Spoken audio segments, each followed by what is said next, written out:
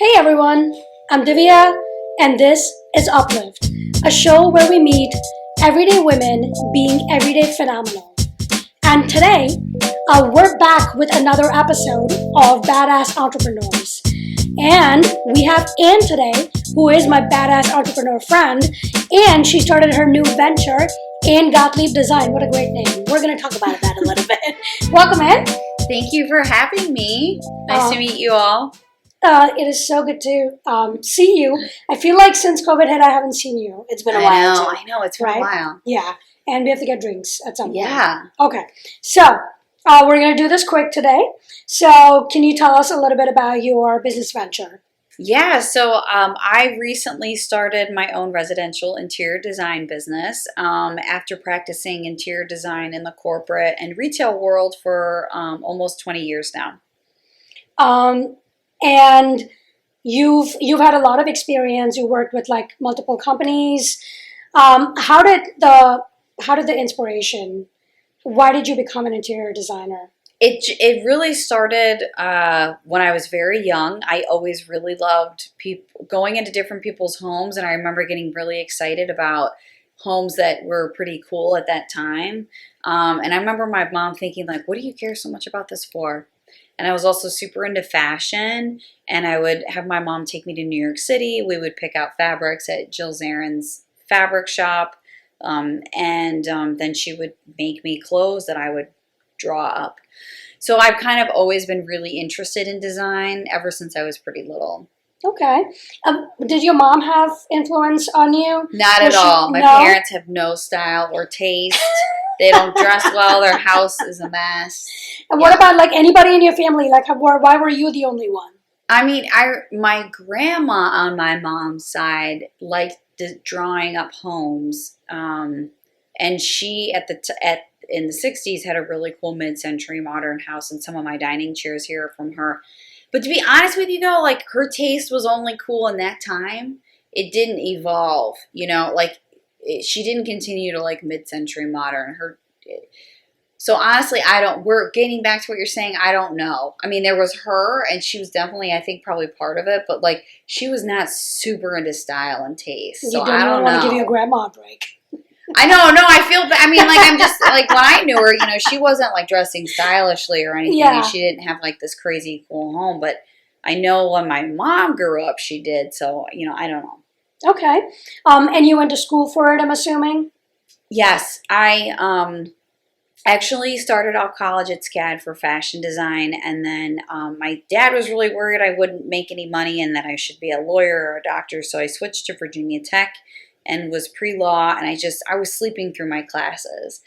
So I happened to meet somebody in a Greek history class that was staying up all night and not sleeping, and I thought that was just so fascinating. I couldn't understand why, and she told me she was an interior design major, and I didn't even know that existed. Yeah. And I literally walked out of that class that day and went down and changed my major. Wow.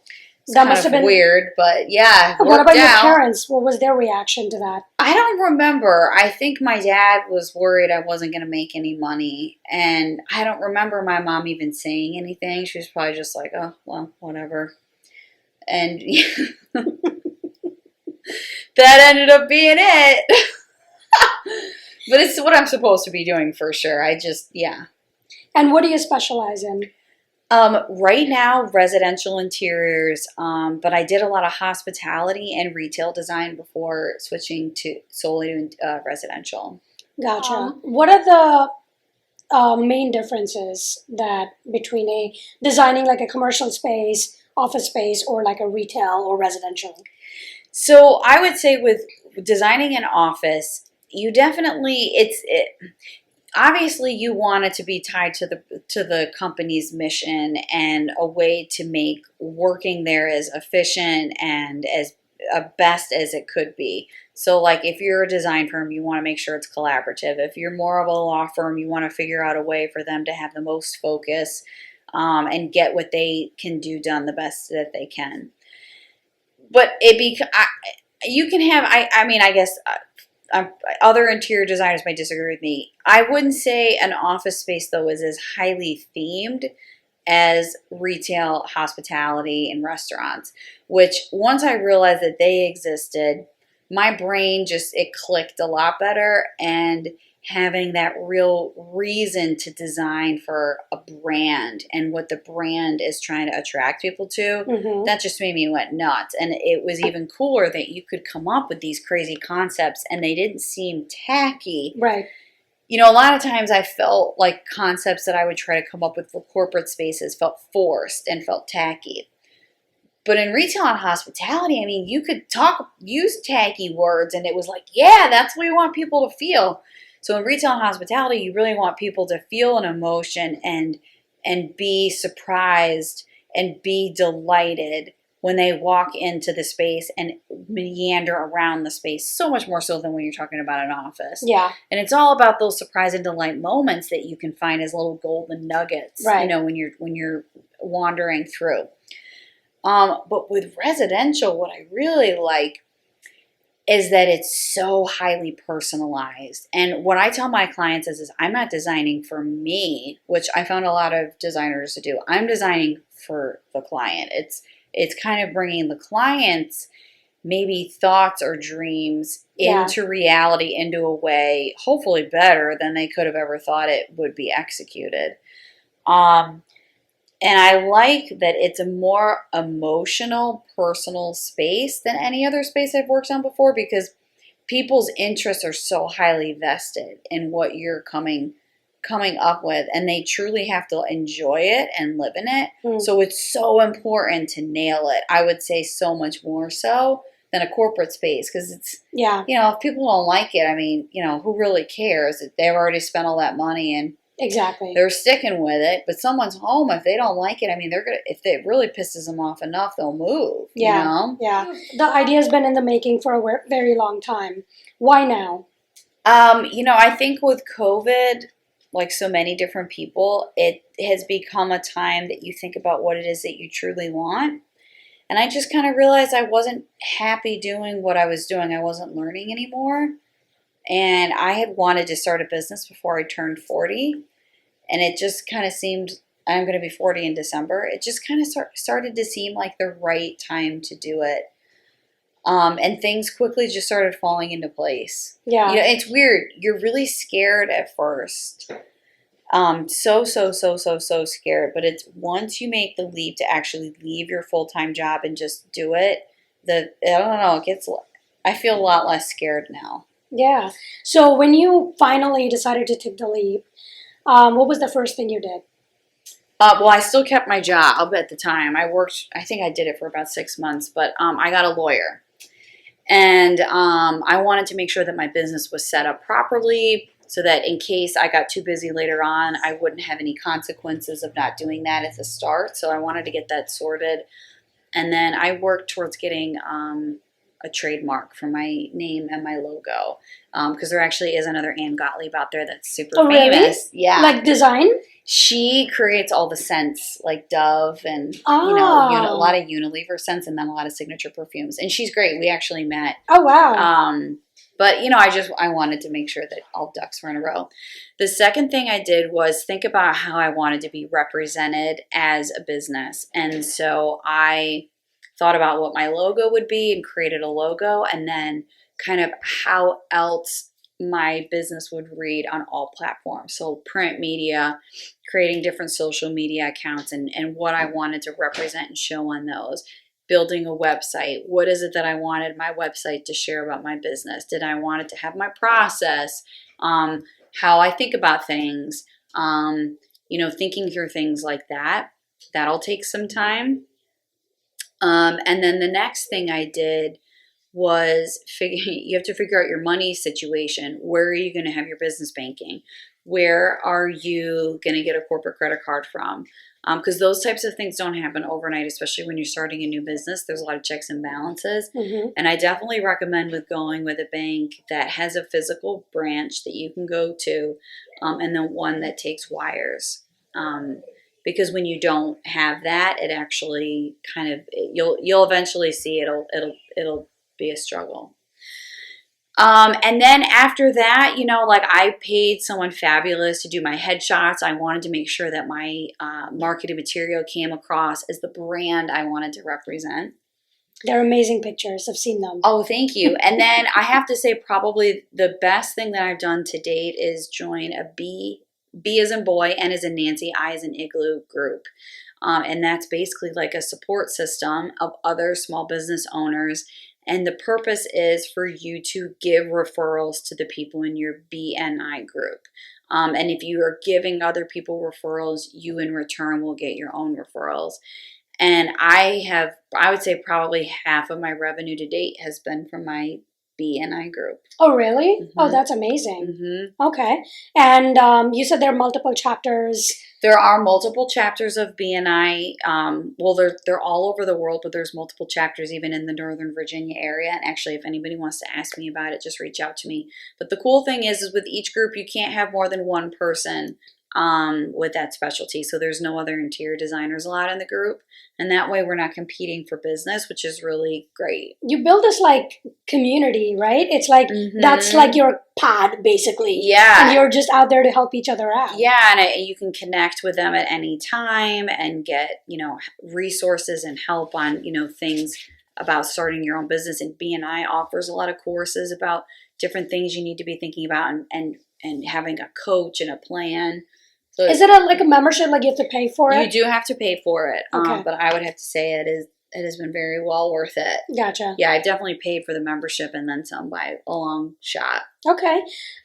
So in doing all of these things and going through your process, what was the most challenging thing that you faced?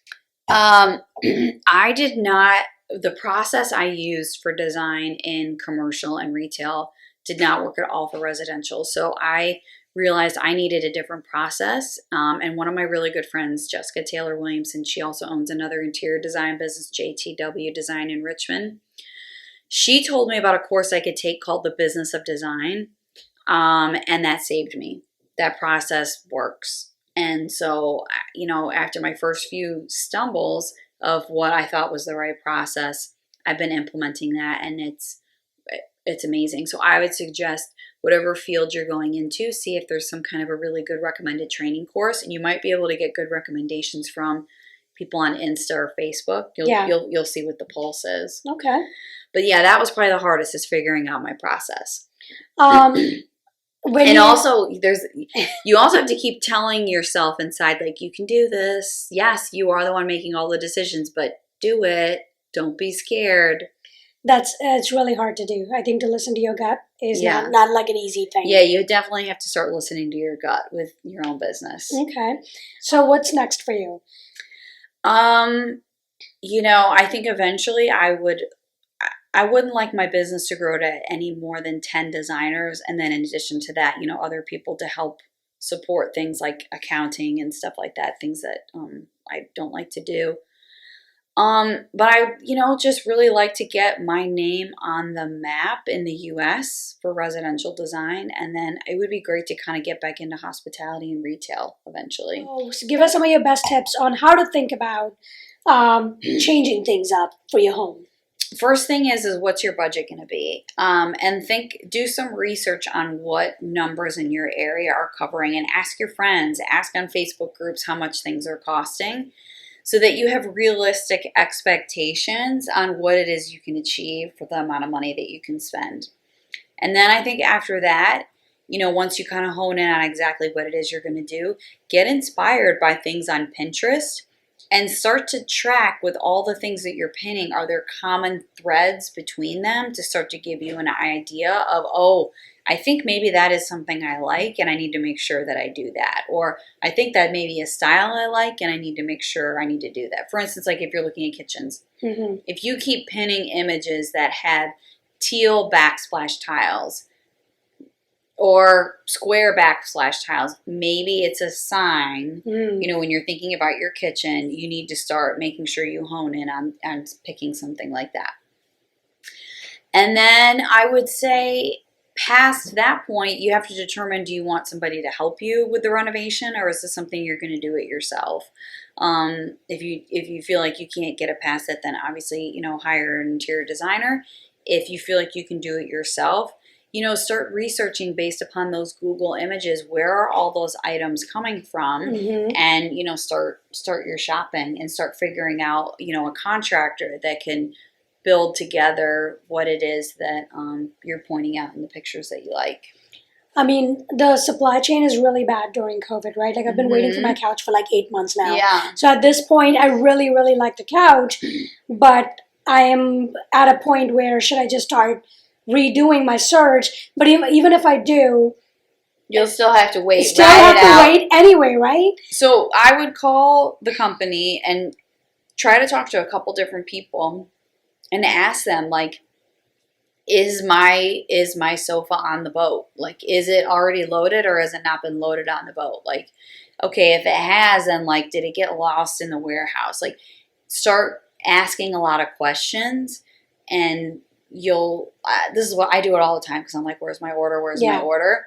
You just keep asking them a couple times, and then they start doing more research, and then you start to figure out in reality, like, when your piece is really coming, because maybe they've lost it. Yeah. Maybe it came into the furniture warehouse. Oh boy. And they lost it. Ooh, I hope that's not. I can definitely do that. Well, thank you so much. Yeah, for all the tips and being on the show. And I know we had to do a couple of takes, but I really appreciate you spending the time with me. Thank you. And Harry here, being the hero of the show. You're so cute right here. You can see, right? Kind of. Nice to meet you all. Thank you, everyone, for watching and liking and subscribing. Please share this video with your friends and family. Ann had a lot of good tips on how to start your business, like what processes to go through, and also some really good tips on home designing. So thank you so much, and I'll see you all later. Bye. Bye.